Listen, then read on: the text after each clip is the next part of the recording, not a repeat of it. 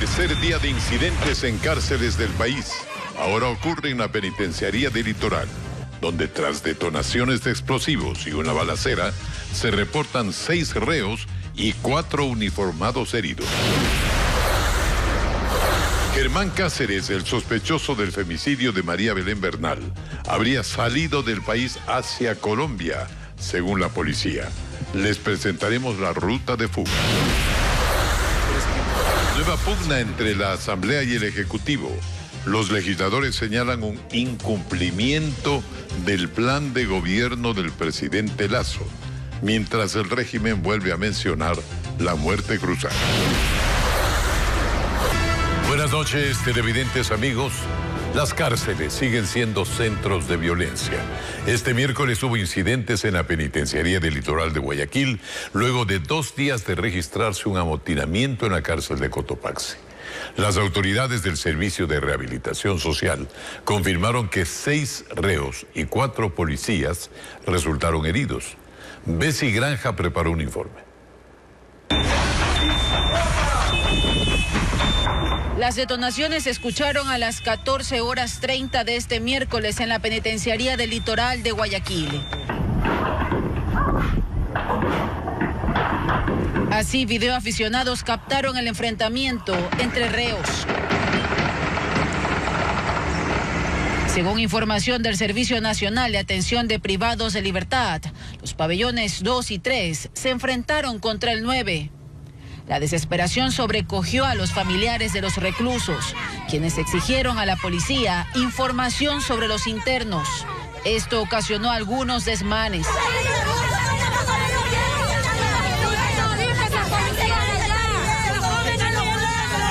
Hay heridos adentro, hay heridos. Heridos arriba en el techo, dile. Hay 5 heridos arriba del techo y en el pasillo también. A partir de las 16 horas no solo se escucharon detonaciones de armas de fuego, sino también de explosivos, lo que desesperó aún más a los parientes de los reos. Billy Navarrete, del Comité Permanente por la Defensa de los Derechos Humanos, condenó que estos hechos violentos sigan ocurriendo en este reclusorio. Es una evidencia clara de que aún está muy lejos esa paz, digamos, que se ha mencionado por parte de las autoridades. Hasta las 18 horas, las autoridades del Servicio de Rehabilitación Social confirmaron vía Twitter que como lamentable resultado de los incidentes en el Centro de Privación de Libertad Guayas número 1 o penitenciaría, el reporte oficial de instituciones a cargo indica que al momento resultaron heridas 6 personas privadas de libertad y 4 servidores policiales. Las instituciones de seguridad continúan con el operativo. Videos de redes sociales grabados en el interior de la cárcel mostraron a los agentes afectados. Más de 100 presos fueron trasladados desde la cárcel de Cotopaxi a otros reclusorios del país, luego del amotinamiento que dejó 16 muertos y 43 heridos. Los familiares de los privados de la libertad continúan en sus intentos de averiguar cuál es el estado en el que se encuentran quienes permanecen dentro de la prisión. Los traslados iniciaron la noche del martes y la mañana del miércoles continuaban. 134 reos fueron enviados a otros reclusorios del país, como la penitenciaría del Litoral, el Rodeo en Manabí, también a Esmeraldas y a Quito. Tony Patricio, Ortiz Chichandre, Jimmy Fernando. Un funcionario del SNAI informaba las razones del traslado. Por seguridad para todos y en base a donde ellos consideran que podrían estar mucho más seguros.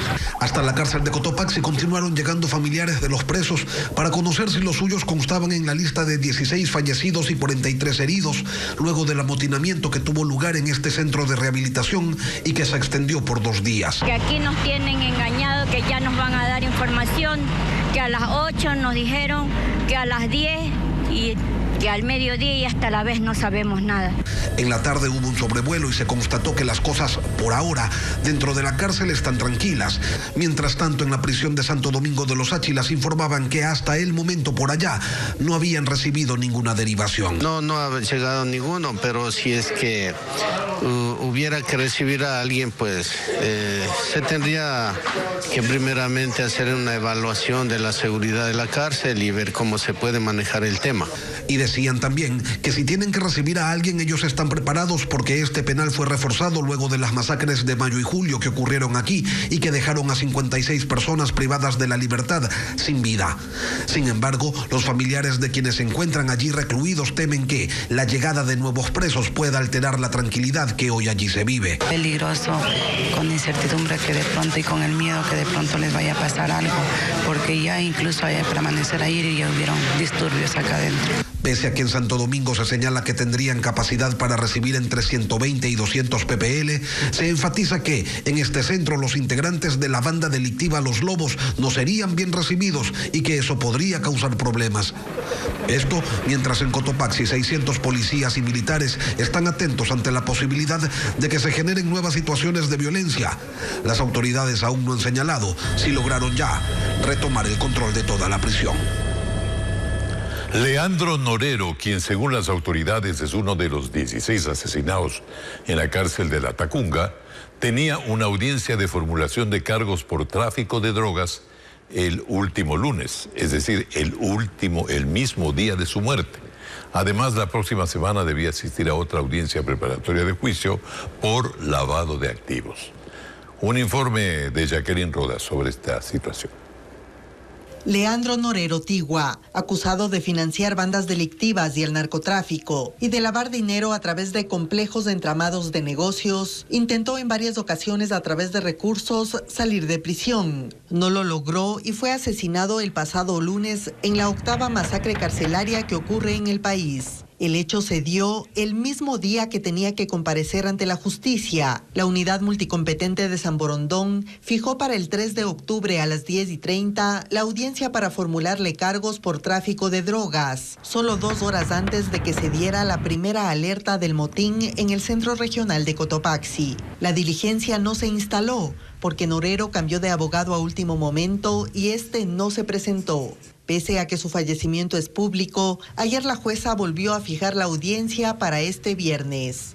Mientras en el proceso por lavado de activos que enfrentaba junto a sus hermanos y esposa, debía comparecer a la audiencia preparatoria de juicio el próximo jueves 13 de octubre a las 9:30 de la mañana. Ahora las causas se extinguirán para él, luego de un trámite ante los jueces que deberán confirmar legalmente su muerte, incluido un tercer proceso por tráfico de armas. Norero, alias del Patrón, también era requerido por la justicia de Perú, donde fingió su muerte durante la pandemia. Su defensa engañó a las autoridades de ese país presentando un certificado de defunción por COVID-19. La policía desmiente que Germán Cáceres, sospechoso de asesinar a su esposa María Belén Bernal, haya huido por Loja.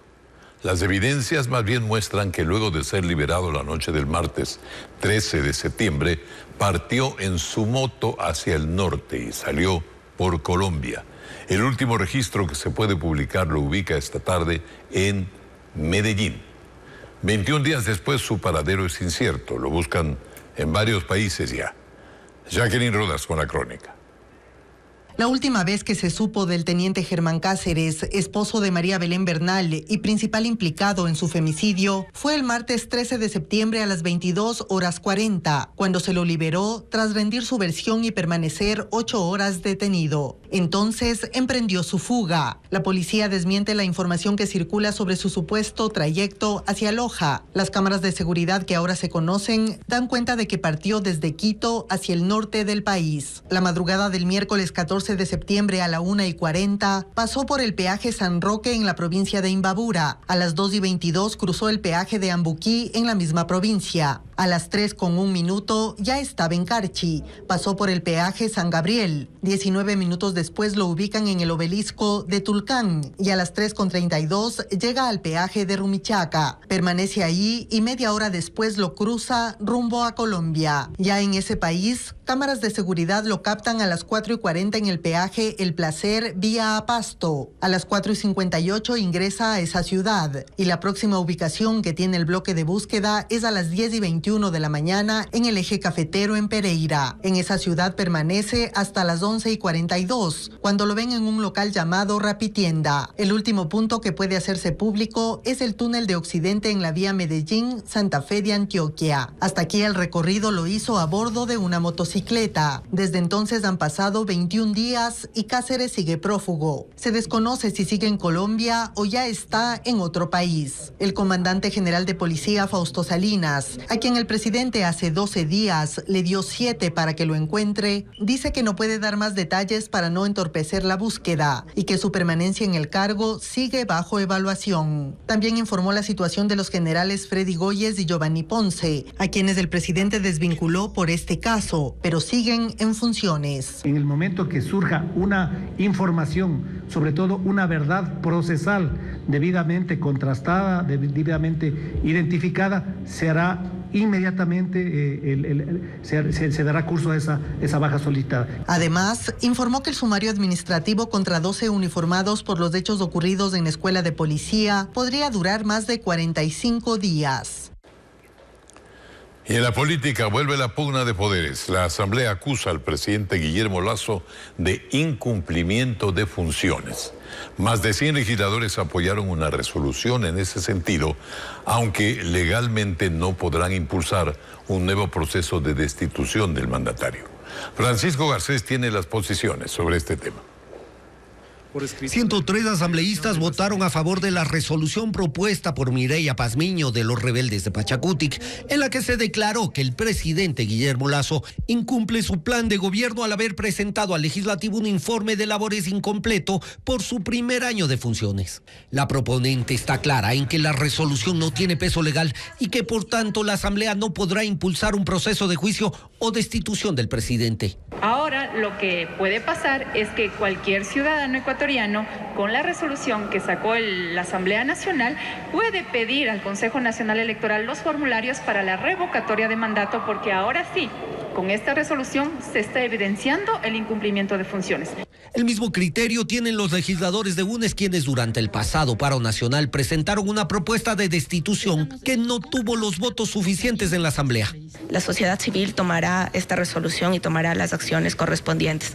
Y siempre está abierto, porque existe eso, según lo que dice la ley, lo que dice la Constitución, la posibilidad de que todos nos vayamos a la casa. En cambio, en bloques como la Izquierda Democrática y el Partido Social Cristiano aseguran tener claro que la Asamblea no está en condiciones de impulsar nuevas acciones contra el presidente. En ningún momento la Asamblea e Izquierda Democrática pensó en una azonada, en un posible golpismo.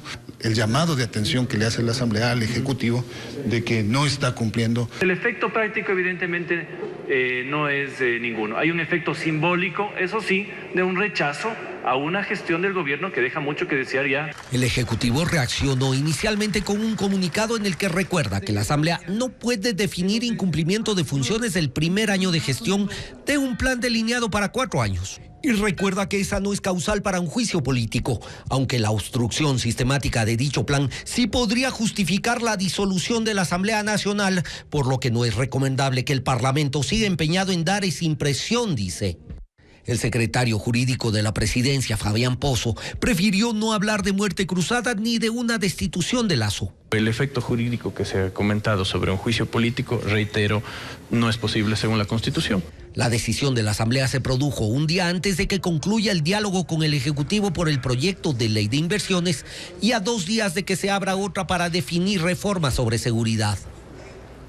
El informe de la Comisión de Fiscalización sobre la Central Hidroeléctrica Coca-Codo Sinclair fue enviado a la Fiscalía. Esa obra estuvo en problemas incluso antes de ser inaugurada. En el 2014 ya se registraron los problemas con los materiales chinos de mala calidad y la soldadura utilizada por la empresa Sinohidro. Los gobiernos de Rafael Correa, Lenín Moreno y el actual no admiten el potencial riesgo que tiene la central hidroeléctrica que abastece de energía al país. Y se pretende recibir una obra expuesta a inminentes riesgos, como nos informa Hernán Higuera. Por obra o por omisión, ninguno de los 3 últimos gobiernos podrá evadir la responsabilidad que le toque al haber ocultado los graves problemas mecánicos y los deficientes materiales que tiene desde su construcción la central hidroeléctrica Coca-Codo Sinclair, cuya recepción definitiva en los últimos días ha tenido el espaldarazo político del actual gobierno y el correísmo en la Asamblea. La empresa china Sinohydro y sus proveedores Anshan, Harbin Electric y Bureau Ventas nunca cumplieron con la norma internacional ASME, que garantizaba la calidad en materiales y soldadura. Y eso se sabía desde que aparecieron las primeras 364 fisuras y fugas, consta en informes técnicos y de la fiscalizadora ecuatoriano-mexicana, de la que es parte CBA, la empresa del padre del actual ministro de Energía, Javier Vera. En los informes de la empresa de la que era socio el actual ministro desde el año 2013 y 2014, ya se detectaron los huecos de 3 centímetros por 2 de profundidad en las enormes tuberías empotradas en hormigón. Apenas en las pruebas de presión también se pudo determinar las fugas por las bridas, problemas en las esferas de distribución, en los generadores y en los transformadores de la central. La mega obra generaba mega preocupaciones desde el 2014 y es probable que Rafael Correa, Jorge Glass, sus ministros de energía y sus funcionarios de SELEC las callaron, al igual que Lenin Moreno y sus funcionarios. Los documentos y las fechas lo comprueban y aún así la preinauguraron. En noviembre cumplirá 6 años desde que se inauguró y tiene 17.661 fisuras que no han podido ser remediadas en los 8 distribuidores de la central. Solo en este año se encontraron 3.570 nuevas fallas y fugas. Estuvo la mitad de la central parada casi 6 meses. Aún así, esa central representó el 24-25% de la demanda nacional. La misma alianza ecuatoriano-mexicana que hizo la fiscalización, en el 2015 contrató a Consulting Inspection Service, una empresa especializada en análisis de materiales y calidad. Esa empresa ratificó las fallas detectadas y agregó hace 7 años que las fisuras son tantas que el agrietamiento puede conducir a la pérdida de la integridad estructural, a fugas y a una falla de los equipos en proceso de funcionamiento. Con todo lo visto, ¿habrá alguien que se atreva a recibir una obra que amenaza con dejarnos a oscuras? Y en China otra vez emergencia por el COVID. Juan Carlos destaca esta noticia. ¿Qué tal, Alfonso? Amigos, sí. Soldados chinos con armas de grueso calibre retuvieron a centenares de viajeros en un aeropuerto.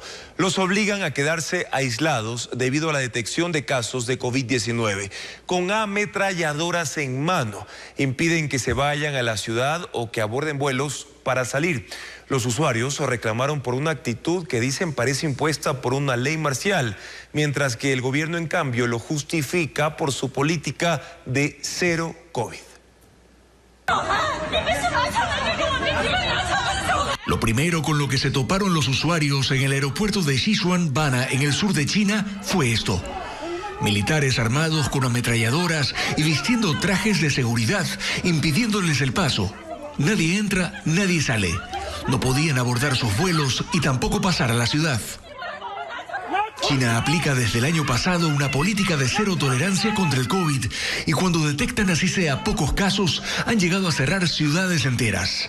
Ante la forma en la que eran abordados por los soldados, algunos pasajeros los increparon. Les preguntaban incluso si les iban a disparar. La respuesta fue que debían pasar por una prueba para detectar el virus y que si daban positivo, debían ser aislados en campamentos de cuarentena. Eso elevó el nivel de la protesta. Las imágenes fueron compartidas por usuarios en redes sociales, mientras el régimen chino justificaba la operación, alegando simplemente un brote de COVID en la ciudad, sin hablar de un número específico de contagiados. Mantienen la práctica de confinamientos, pruebas masivas y cierres de negocios.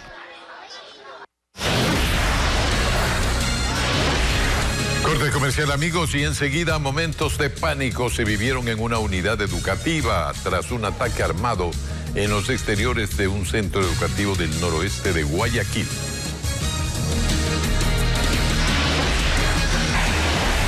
Y también un misil estalló durante un simulacro balístico por prácticas militares conjuntas entre Corea del Sur y Estados Unidos.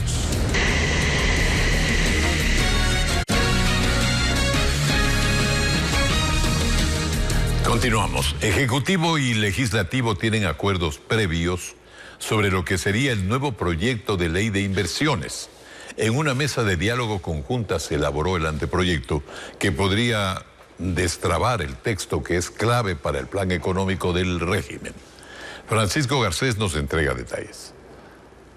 Fueron 7 semanas de una mesa de diálogo entre el Ejecutivo y el Legislativo que terminaron en este acto en el que el titular de la Asamblea, Virgilio Saquicela, le entregó el anteproyecto de ley de inversiones a Fabián Pozo, secretario jurídico de la Presidencia de la República.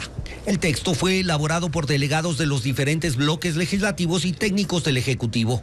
Y según ambas partes, ya contaría con un acuerdo sobre más del 80% de su contenido. La ley de inversiones, que no fuera aprobada meses atrás, hoy día tiene una certeza, en donde se ha llegado a varios entendimientos, acuerdos sobre esta normativa legal que tendrá que ser aprobada en el Pleno de la Asamblea en los próximos días. El proyecto tiene 81 artículos y está dividido en 2 partes.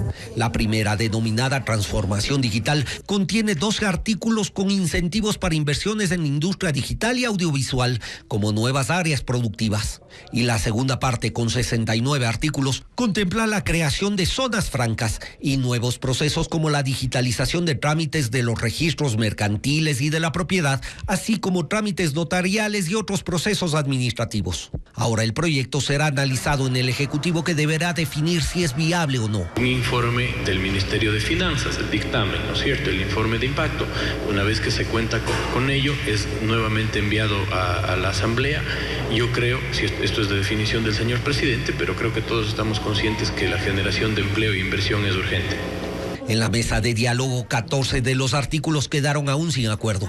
Quienes más discrepancias tienen son los asambleístas de UNES. En cuanto a la zona franca, nosotros hemos realizado la ley de zona franca, hemos realizado 11 observaciones que esperemos que el Ejecutivo sea sensible y las reconozca. Una vez que el proyecto regrese a la Asamblea, deberá ir a la Comisión de Desarrollo Económico, que elaborará el informe que será la base para el debate en el Pleno. ¿Recojo nomás todo? Como exitoso calificó el ministro de Gobierno a los diálogos que han mantenido con las organizaciones indígenas, en los que aún quedan por cerrar todavía 3 mesas, mientras los ojos siguen en este momento sobre la mesa que analiza la focalización del subsidio a los combustibles.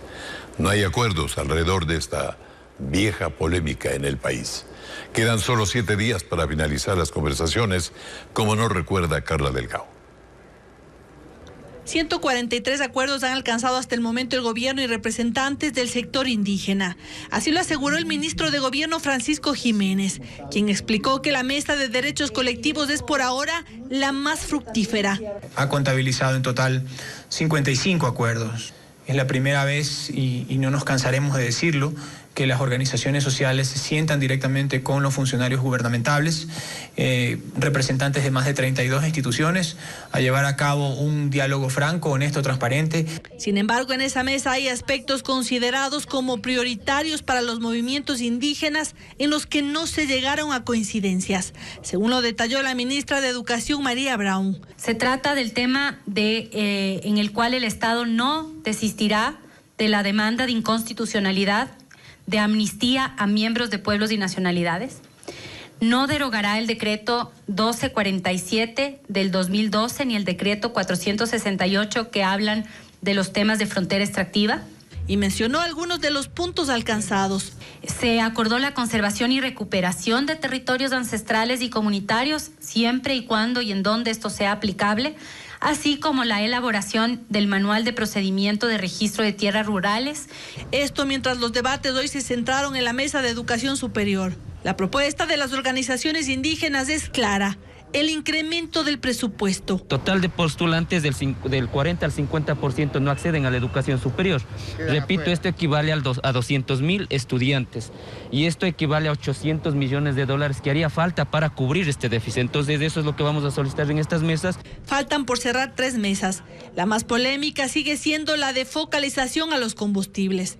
La idea, según afirmó el presidente de la CONAIE, Leonidas Issa, es lograr los mayores consensos que eviten nuevas movilizaciones. No quisiéramos, pero si es que miramos en este momento mismo, ¿cuál es el problema de todos los ciudadanos? Que por lo menos controlemos el precio de ciertos productos de este país. ¿Qué está haciendo eso?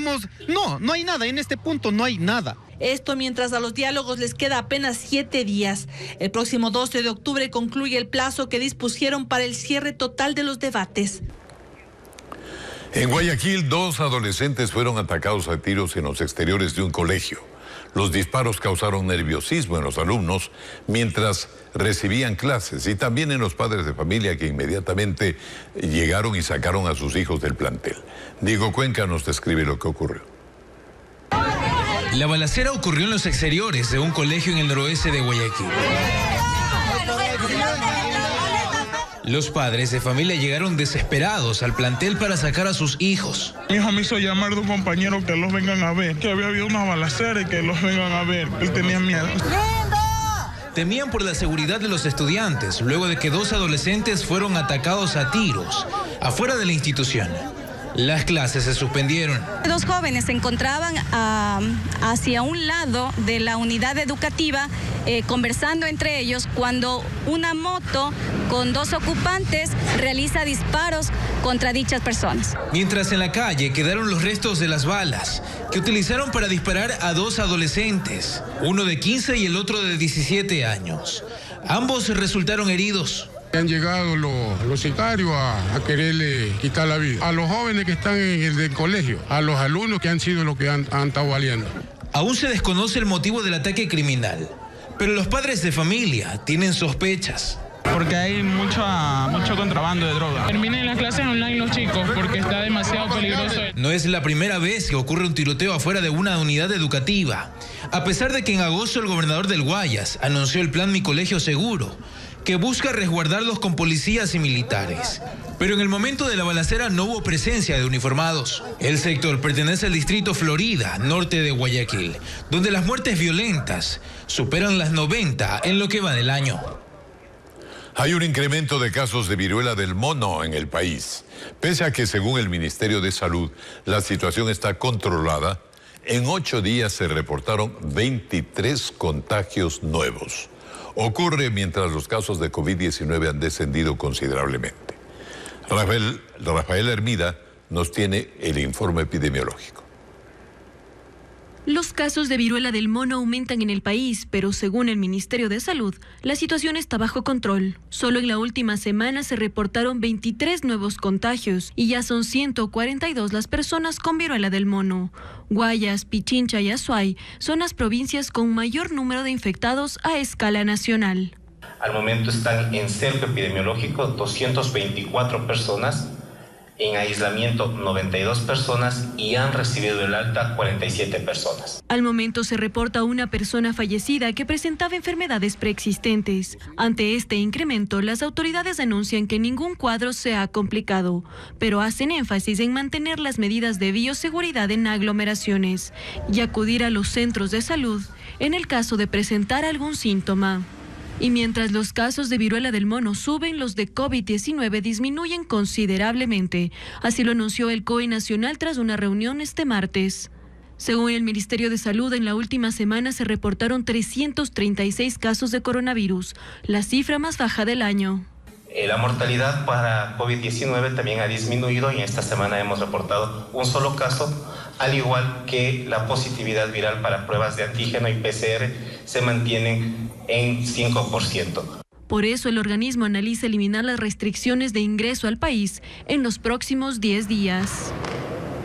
Y hoy en Quito es el concierto de Daddy Yankee en el Estadio Olímpico Atahualpa, por lo cual varias vías de la ciudad se cerraron y la jornada se ha desarrollado, sin embargo, con normalidad. Ana María Palacios está ahora en los exteriores del lugar y nos preparó un informe. Ana María. A pesar de la lluvia, miles de fanáticos llegaron a la capital para disfrutar del concierto de Daddy Yankee, que hoy brindará el último show en Ecuador, ya que con su tour denominado La Última Vuelta, el puertorriqueño se despide de la música y de los escenarios. La gente se mostró entusiasmada de ver en vivo a uno de los exponentes más importantes del género urbano por última vez. Muy emocionadas, la verdad, demasiado. Sí. O sea, nos da un poco de nostalgia porque es un súper cantante que nos gusta mucho y entonces como que ya se retire, pero bueno, entonces no nos podíamos perder este concierto. Hoy desde las 6 de la mañana la Agencia Metropolitana de Tránsito cerró las calles José Correa y Manuel Sánchez, alrededor del Estadio Olímpico Atahualpa. Es así que nosotros hemos redoblado esfuerzos, hemos redoblado el personal policial justamente para no tener ningún incidente como los que se dieron el día de ayer. En Quito, la organización del show ha desplegado un contingente para que las personas ingresen a sus localidades sin problemas, habilitando diferentes puertas. Para esto se ha dispuesto un contingente súper importante de alrededor 500 personas. Estas 500 personas te ayudan y están distribuidas alrededor del Estadio Olímpico Atahualpa, que te permiten, te convocan primero, te asignan, más bien dicho, los accesos por los cuales tú puedes ingresar con tu ticket físico, que es otro de las modalidades. No se aceptan tickets digitales. Las avenidas 6 de diciembre y Naciones Unidas tendrán circulación normal a pesar de la alta carga vehicular en horas de la tarde y noche. Además, el sistema de la Ecovía habilitará 10 unidades para facilitar el retorno de los asistentes a sus hogares cuando culmine el concierto. Estas se trasladarán desde la parada Naciones Unidas hasta la Río Coca en el norte y hasta la estación El Recreo en el sur de Quito.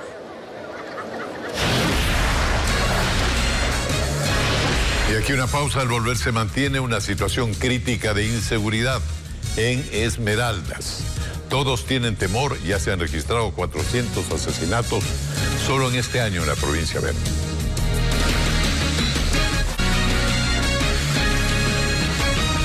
Y hay más.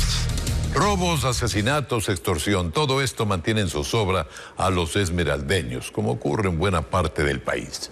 Incluso la Policía Nacional que interviene es atacada por los delincuentes. Son momentos críticos por la seguridad en la provincia Verde, la inseguridad. Fabiola Santana recorrió la zona para hablarnos más de esta realidad. Adelante, Fabiola, te escuchamos. Buenas noches, así es. La denominada vacuna o extorsión es uno de los principales problemas que aqueja a los comerciantes, quienes tienen mucho hermetismo y desconfianza de las autoridades. Nosotros les hemos preparado un reportaje. En Esmeraldas, el temor por la presencia de bandas delictivas es generalizado. Por ello, nadie quiere hablar. Tras cámaras dicen por qué. Solo con verlo a uno ya es otra. Ya le llamo esa. Ya. Y mañana no amanezco. Locales cerrados, letreros de se vende o se alquila comunican lo que aquí pasa.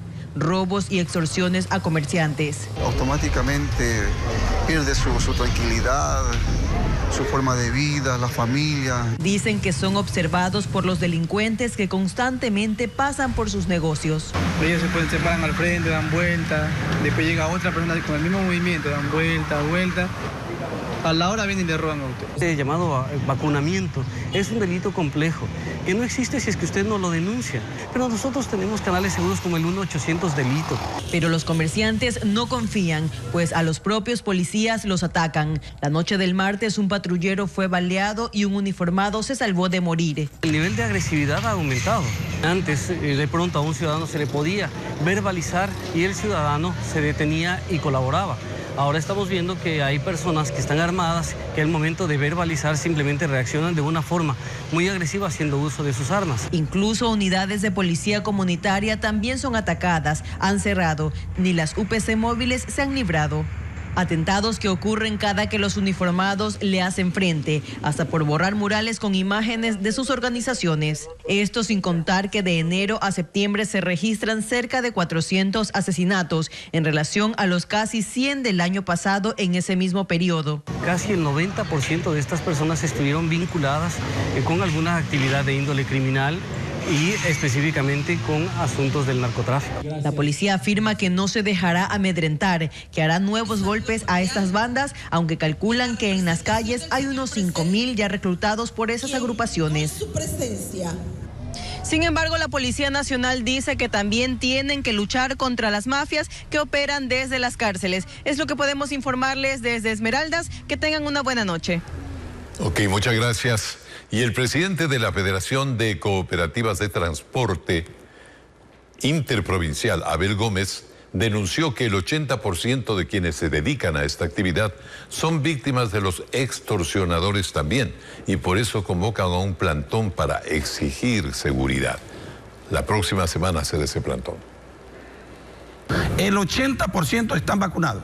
De todas las cooperativas, de 105 que hay, 75 están vacunados, desde los dirigentes, desde los socios, de los choferes. Es decir, esto es una situación que ya tienen plenamente planificada. Lógicamente ahí hay cifras que dicen esto vale el día, esto vale el mes, esto vale cada 15 días. La transportación está haciendo un llamado para que se una a un gran plantón nacional el 14, que va a ser a las 12 del día.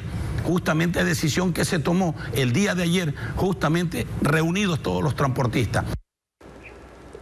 Y ahora tomamos contacto con Bessie Granja, quien nos va a actualizar la situación sobre aquella balacera que se presentó en la penitenciaría del litoral de Guayaquil. Las autoridades del Servicio de Atención a Privados de Libertad confirmaron que 6 reos y 5 policías resultaron heridos.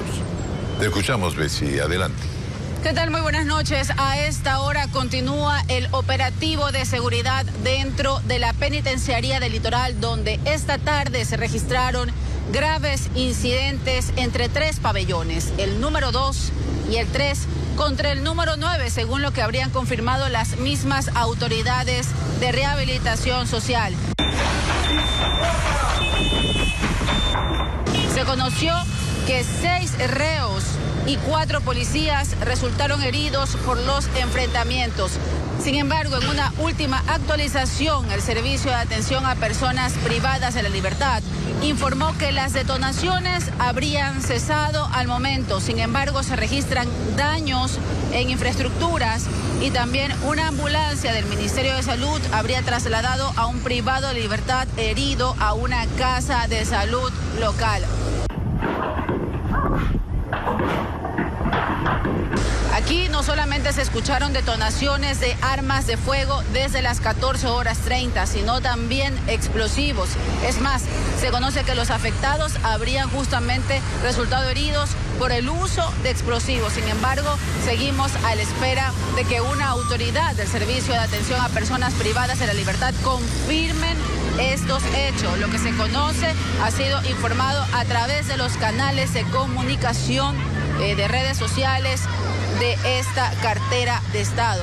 Los familiares de los reos estuvieron desde muy temprano en este reclusorio, en los exteriores de este reclusorio, tratando de obtener información. Incluso, debido a que exigieron información a la policía, se registraron incidentes entre familiares de los reos y personal policial que también se apostó en los exteriores de este centro de rehabilitación social, que nuevamente es escenario de hechos violentos y donde resultaron heridos reos y también policías. Como informamos, nosotros continuaremos aquí porque el operativo continúa por ahora. Ya las detonaciones de armas de fuego habrían cesado, según confirmaron las autoridades. Sin embargo, se desconoce el número total de heridos y también de posibles fallecidos que se hayan registrado por estos nuevos incidentes en la penitenciaría del litoral de Guayaquil. Ustedes continúen con más noticias en estudio. Buenas noches. Gracias, Bessie. Buenas noches. Y en menos de 6 horas, 2 hombres fueron asesinados en el noroeste y sur de Guayaquil. En uno de los casos, los sicarios ingresaron al domicilio de la víctima y le dispararon en al menos 14 ocasiones. María Gabriela Carpio tiene esta información. El asesinato se registró pasado el mediodía de este miércoles en la cooperativa Proletarios Sin Tierra en el sector del Guasmo, en el sur de Guayaquil. El cuerpo del hombre quedó baleado en medio de la calzada y ante el asombro de testigos y vecinos. Presuntamente es un sicariato, se pudo encontrar 9 indicios balísticos, no hay reporte todavía de antecedentes, un señor de 40 años. Los sicarios interceptaron a tiros a la víctima mientras circulaba a bordo de este triciclo. Sus familiares llegaron al lugar a exigir que las circunstancias del crimen se esclarezcan pronto. Eso lo estamos analizando en las primeras investigaciones, encontramos cámaras en el sector y alguna versión de algún morador. Los familiares dicen que no tienen amenazas, no tienen enemigos. A más de los indicios, los agentes de la policía recogieron versiones para iniciar con las investigaciones de este nuevo asesinato. Pero durante la tarde también se registró otro crimen en el noroeste de Guayaquil. Ahí un hombre fue acribillado mientras se encontraba en el interior de su domicilio, ubicado en el sector de Juan Montalvo. En el sitio recogieron 14 restos de bala y cerca del lugar la policía detuvo como sospechosos a 3 sujetos, quienes portaban un arma de fuego y municiones. El sector comercial y el de la construcción se preparan para el último trimestre de un año complejo en materia económica.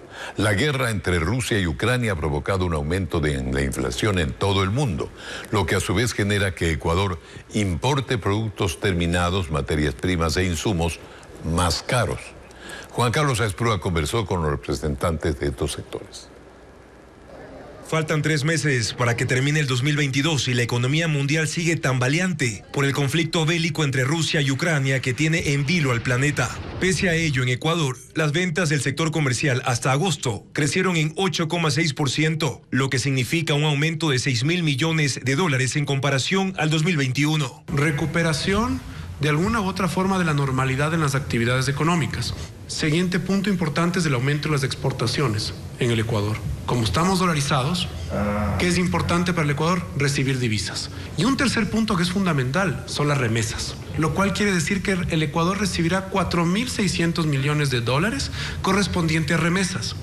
¿Qué significa eso? Dinero que reciben ecuatorianos, familias ecuatorianas. Sin embargo, hay un problema latente. La inflación creció en el mundo. Todo está más caro tras el conflicto en Europa Oriental. Además, aún hay problemas con el transporte marítimo. El dueño del negocio puede sacrificar su margen de ganancia o cargarle ese valor adicional al cliente. Y para el caso ecuatoriano, al inicio fue el tema de distribución, tanto para exportaciones como para importaciones, y ahora también hay un problema para recibir la materia prima. Muchas empresas que tienen que recibir materia prima con valores mayores, precisamente por costos de producción más altos, y ahí radica la inflación importada que tiene el Ecuador.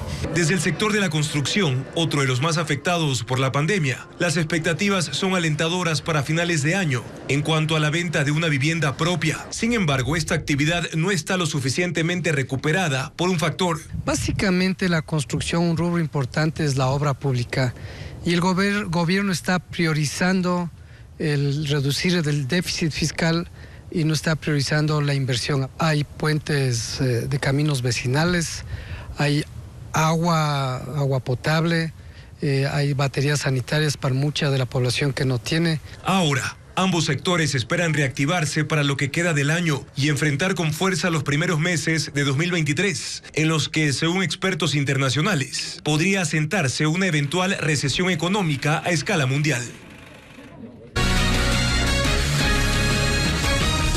La policía capturó a 3 personas que transportaban granadas y un fusil en el norte de Guayaquil. Los sospechosos son parte de los más de 500 detenidos durante el estado de excepción que empezó a inicios de septiembre. Diego Cuenca nos cuenta estos hechos. Ese fusil y 2 granadas fueron encontrados en poder de 3 personas. Los detenidos son 2 hombres y una mujer que iban a bordo de una camioneta que circulaba por el norte de Guayaquil. La novedad de esto es que todos tienen un amplio prontuariado delictivo desde el 2016 a la fecha, desde tentativas de asesinato que tienen registradas, tienen tráfico de sustancias, robo a domicilios. Uno de los sospechosos intentó huir, pero fue neutralizado por los uniformados. Los implicados también están acusados de vestirse como policías para robar. Fueron detenidos en el 2019, cuando asaltaron en la provincia del Oro, en el cantón Pasaje, vestidos de policías, ingresaron a un conjunto, asaltaron un domicilio, fueron aprehendidos. Fueron capturados en operativos que realizan policías y militares por el estado de excepción, que empezó el pasado 14 de septiembre y que hasta este 5 de octubre dejan un saldo de 113 armas de fuego decomisadas, 6 toneladas de droga incautadas y 519 personas detenidas por delitos relacionados al crimen organizado. Otra aprehensión se registró el fin de semana en los exteriores de la penitenciaría del Litoral en Guayaquil. Allí detuvieron a 2 sujetos que, según la policía, estaban encapuchados dentro de un carro, listos para cometer un asesinato. Tenían una pistola y un revólver, ambos con antecedentes penales por tráfico de drogas y robo. Y ya informamos sobre la presentación de Daddy Yankee en Quito. Pero hay otro hecho que vale la pena registrar también, y es los incidentes que se produjeron en los exteriores del estadio Alberto Spencer de Guayaquil en la noche de ayer, previo al concierto de Daddy Yankee que se realizó precisamente en la noche. Hubo decenas de fanáticos que se quedaron sin entrar, también se reportaron empujones y largas filas. Bessie Granja nos tiene las imágenes y habló con el intendente de policía del Guayas, quien señaló que se constataron personas con boletos falsos o sin entrada dentro del estadio. Nuevamente un concierto organizado en Guayaquil registra incidentes y quejas de usuarios que pese a haber comprado entradas no pudieron ingresar al espectáculo. Una dinámica que se ha repetido durante este año en otros eventos. Esta vez ocurrió con el del cantante Daddy Yankee, que se realizó en el estadio Alberto Spencer en el norte de la ciudad. Todos los que estamos aquí en Legendario, tire para adelante, los que hemos pagado las entradas, no podemos entrar. Cada entrada, $260. 20 entradas con 20 amigos. Ahora, ¿quién me va a responder pues esto? ¿Yo? Estas fueron las escenas a pocos minutos de arrancar el show. Gente a la que se le cerró la puerta en la cara y con boletos en mano. He venido y me han cerrado las puertas. Mire, me empujaron, me han maltratado con la entrada en la mano. Esto no puede ser posible, esto es una burla. Mira cómo está ahí en mi casa. Parece procesión. Y la amenaza se cumplió. La multitud entró a la fuerza registrándose desmanes y violencia entre los asistentes, que desesperados corrían intentando tumbar las puertas del estadio. Pagamos entradas, nos tienen a todo el mundo esperando. Violencia, vandalismo, mala organización. Por su parte, el intendente de policía de Guayas, Manuel Cucalón, afirmó que investigarán lo ocurrido en este espectáculo. Para descartar cualquier posible indicio de una sobreventa de boletos que configurarse pues sería puesto en conocimiento de la Fiscalía para que tome las acciones oportunas. Por ahora se espera un pronunciamiento de la organización del espectáculo sobre lo ocurrido. En Quito se inauguró la Feria Expoflor 2022, con 120 expositores de distintas florícolas del país. El objetivo es mostrar a los compradores internacionales la variedad de flores ecuatorianas tras un año complejo en el que esta actividad productiva no creció como se esperaba. Juan Carlos Esprúa nos informa. Cientos de variedades, colores, formas. Una exposición que busca aumentar las ventas de uno de los productos estrella dentro de las exportaciones ecuatorianas. La Feria Expoflor 2022 cuenta con 120 expositores que esperan la asistencia de más de 40 compradores internacionales. El evento se lleva a cabo de forma presencial luego de 4 años y en un momento complejo para el sector tras la guerra entre Rusia y Ucrania. Está reduciendo el consumo a nivel mundial. Vemos una Europa que ha reducido su consumo significativamente, un Estados Unidos que tiene una desaceleración al consumo. Va a marcar mucho de lo que nosotros vamos a tomar una decisión de inversión o no. Es por ello que las empresas florícolas, con ayuda del gobierno, han ubicado nuevos mercados para insertar las flores ecuatorianas que tras el conflicto bélico tienen dificultades para ingresar a Rusia, un mercado importante. En Medio Oriente, por ejemplo, además por la fiebre del Mundial, también han habido crecimientos importantes en mercados como Arabia Saudita, el mismo Qatar, Emiratos Árabes. Kazajstán es un mercado que también se está abriendo como una alternativa dentro de Rusia, además que entendemos que ahí hay alguna vinculación de comercio también existente. El objetivo de la feria es también recuperar la confianza de los clientes, que se vio severamente afectada tras el paro de junio pasado. Se perdió más o menos $53 millones con el paro. Más que la pérdida en sí, yo creo que es el tema de que el Ecuador comienza a tener un problema de confianza con su cliente. En nuestra empresa a la que yo trabajo se puede hablar alrededor de unos $700,000. ¿Cuántas hectáreas se fueron a la basura? Perdimos clientes que vieron al país que no es un país seguro. Las proyecciones señalan que el sector terminará de exportar este año unos $1.000 millones en flores. Es por ello que se aprovechará la feria hasta el viernes de esta semana en el Centro de Convenciones Bicentenario. Y en Guayaquil se realiza un torneo intercolegial de robótica en el que niños y jóvenes compiten por demostrar su creatividad y conocimientos. Los estudiantes han logrado construir desde un bote a escala hasta un dron. María Cecilia Largacha destaca esta creatividad de los jóvenes ecuatorianos.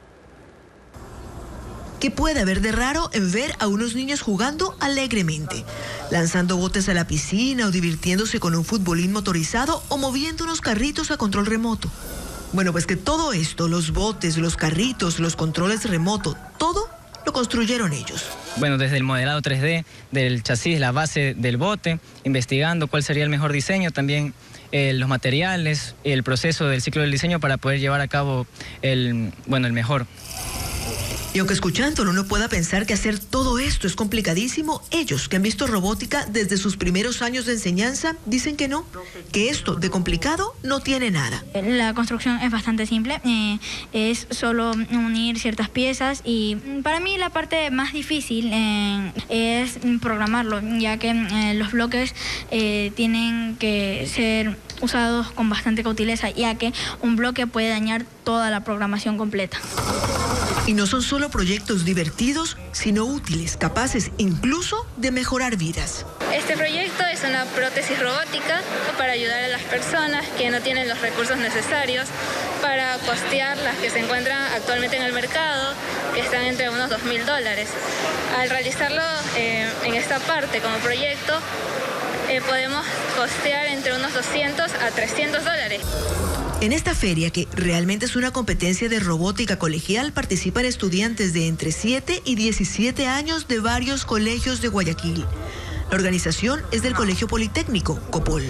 Nuestro país necesita desarrollarse tecnológicamente y también creemos que nuestros jóvenes son capaces de aportar con soluciones a la problemática nacional. La idea es entonces que a través de este concurso ellos encuentren la motivación para crear robots, para generar tecnología. En pocas palabras, esto. Que ellos pasen de la imaginación a la creación. Y que sus conocimientos crezcan para que sigan materializando proyectos cada vez con mayor complejidad.